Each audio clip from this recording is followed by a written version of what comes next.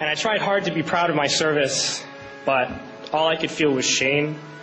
And racism could no longer mask the reality of the occupation. These were people. These were human beings. I've since been plagued by guilt anytime I see an elderly man, like the one who couldn't walk, who we rolled onto a stretcher and told the Iraqi police to take him away.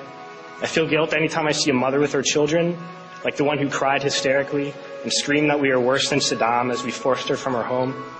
I feel guilt anytime I see a young girl, like the one I grabbed by the arm and dragged into the street. We were told we were fighting terrorists. The real terrorist was me, and the real terrorism is this occupation.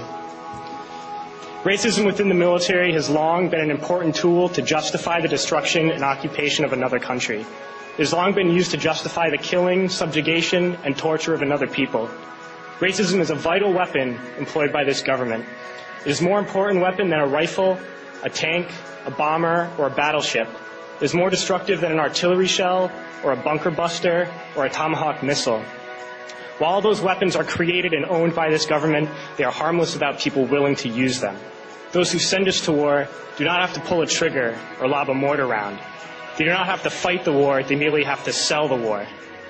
They need a public who is willing to send their soldiers into harm's way. They need soldiers who are willing to kill and be killed without question. They can spend millions on a single bomb, but that bomb only becomes a weapon when the ranks of the military are willing to follow orders to use it. They can send every last soldier anywhere on earth, but there will only be a war if soldiers are willing to fight. And the ruling class, the billionaires who profit from human suffering, care only about expanding their wealth, controlling the world economy. Understand that their power lies only in their ability to convince us that war, oppression, and exploitation is in our interest. They understand that their wealth is dependent on their ability to convince the working class to die to control the market of another country. And convincing us to kill and die is based on their ability to make us think that we are somehow superior. Soldiers, sailors, Marines, airmen have nothing to gain from this occupation. The vast majority of people living in the U.S. have nothing to gain from this occupation. In fact, not only do we have nothing to gain, but we suffer more because of it. We lose limbs, endure trauma, and give our lives.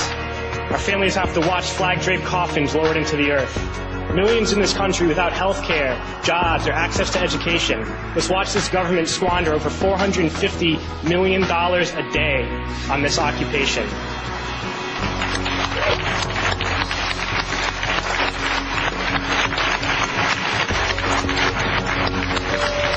Poor and working people in this country are sent to kill poor and working people in another country to make the rich richer. And without racism, soldiers would realize that they have more in common with the Iraqi people than they do with the billionaires who send us to war.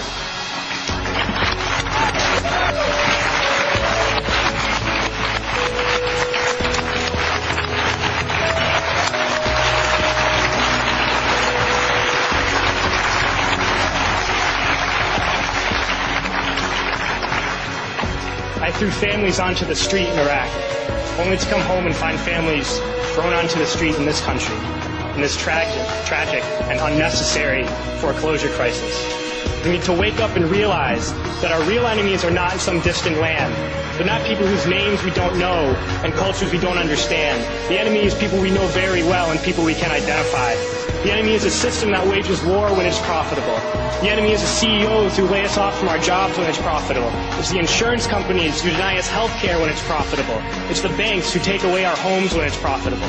Our enemy is not 5,000 miles away. They are right here at home. If we organize and fight with our sisters and brothers, we can stop this war, we can stop this government, and we can create a better world.